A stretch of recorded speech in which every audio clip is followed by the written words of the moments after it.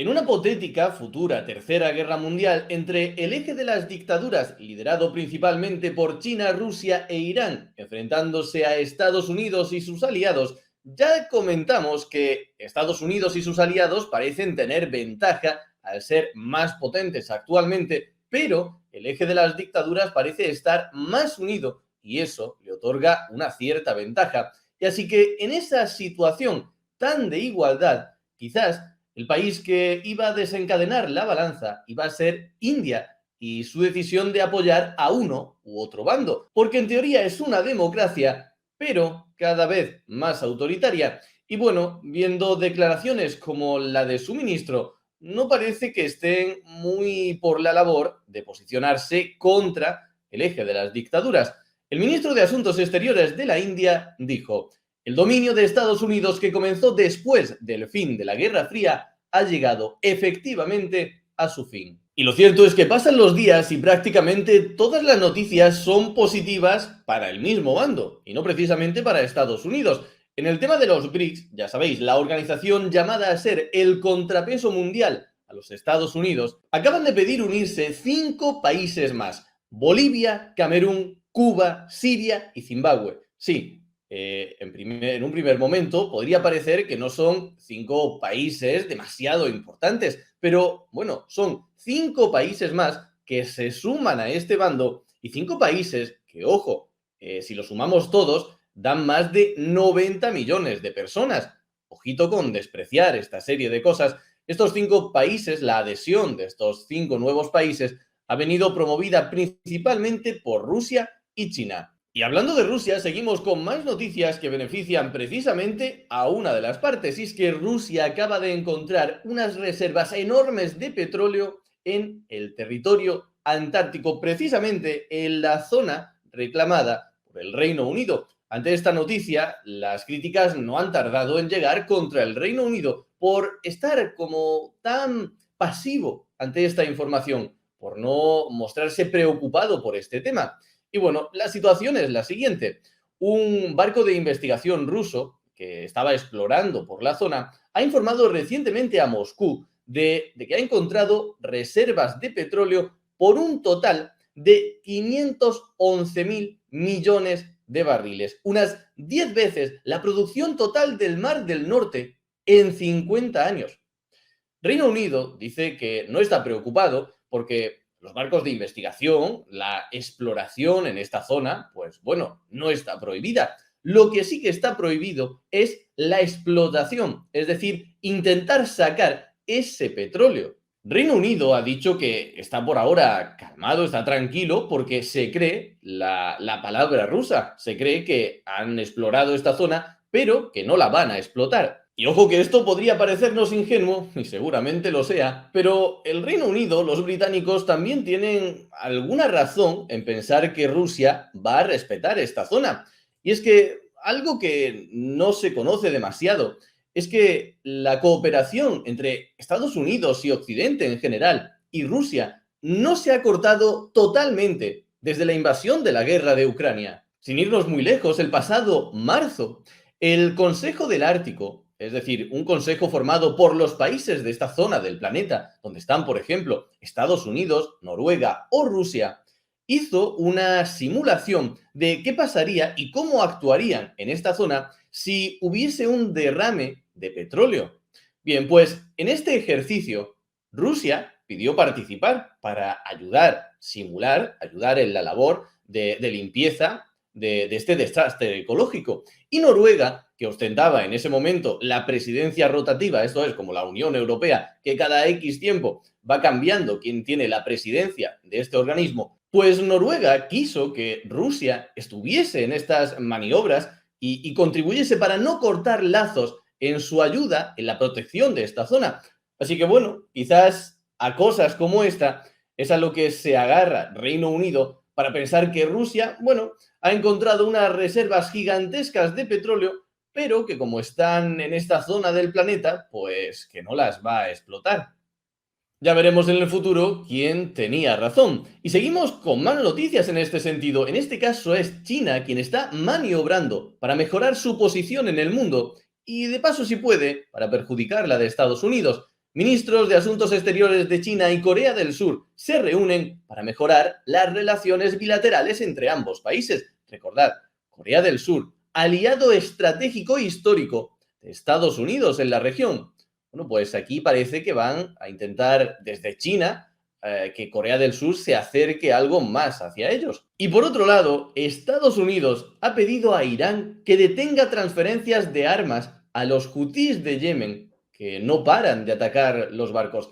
Ya sabéis, desde hace meses, con la excusa de la guerra entre Israel y Hamas, los rebeldes hutíes de Yemen están provocando un serio daño al comercio internacional, principalmente a Estados Unidos y a los países más cercanos a Israel.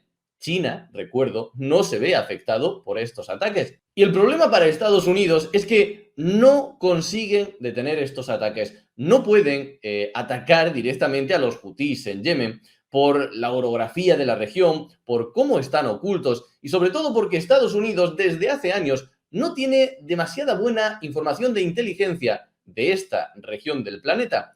Y bueno, parece que ya están desesperados, que les están haciendo daño en su comercio, a sus barcos, y por eso han llegado al punto de pedirle a Irán que detenga el envío de armas. Recordad, los hutíes de Yemen son un satélite, forman parte de ese eje de resistencia liderado por Irán. Algo absurdo, pues le estás pidiendo un favor a un país que es tu enemigo y al cual acabas de sancionar económicamente. Vamos, que Irán no va a hacer ningún caso a esto. Y pasamos ahora a las noticias más centradas en el conflicto entre Rusia y Ucrania. Ojo, una noticia que no sentará nada bien en Rusia. El primer ministro sueco se muestra abierto a albergar armas nucleares en tiempos de guerra. Si hace unas semanas era Polonia quien pedía formalmente albergar armas nucleares en su país, ahora es Suecia. Ojo, no es una petición formal, sino simplemente, por ahora, unas declaraciones de su primer ministro. Y recordad que Suecia se unió a la OTAN hace apenas 2 meses. Hace 2 meses estaba fuera de la OTAN. 2 meses más tarde ya están hablando, ya están sonando los rumores de que este país albergue armas nucleares para defenderse, obviamente, de Rusia. Y vamos a ver ahora cómo está la situación en el campo de batalla. Ya sabéis que ahora toda la atención se centra en la zona cercana a Kharkov. Así estaba el frente, que por cierto estaba más o menos estable desde hace bastante tiempo. Bueno, pues aproximadamente hace unos 4 días, Rusia empezó a atacar también por aquí. Y así es como se fue desarrollando hasta el día de hoy. Para lo que viene siendo esta guerra, es un avance bastante rápido. De hecho, por eso se dice, como ya contamos ayer, que han destituido al militar ucraniano encargado de defender esta zona, porque no estaba demasiado bien defendida y protegida. Y aunque la mayoría de analistas y medios siguen creyendo por ahora que Rusia en realidad no busca nada importante en esta región, sino desviar la atención de otros frentes de aquí hacia aquí para luego poder avanzar por otro lado, yo sigo diciendo que, bueno, mejor vamos a esperar unos días a ver cómo avanza la situación aquí, porque parece que la situación no va a ser tan fácil de defender como se pensaba en un primer momento, que Rusia podría haber acumulado más personal y armas aquí de lo que se estaba creyendo. De hecho, ya se están produciendo evacuaciones masivas y parciales. ¿Parciales dónde? En Kharkov, porque hay miedo a que los rusos sigan avanzando por aquí y al final consigan sitiar esta ciudad. Recuerdo, la segunda más poblada de toda Ucrania y donde se están produciendo las mayores evacuaciones es en esta ciudad de aquí, en Vovchansk. Obviamente, perdón por la pronunciación, pero el caso es que ya hay imágenes de drones que muestran a militares del ejército ruso por algunas calles de esta ciudad. Según las informaciones, en esta ciudad quedarían todavía unas 2.500 personas civiles que estarían evacuándose ahora mismo ante el temor de que esta ciudad acabe cayendo en manos rusas en los próximos días o semanas.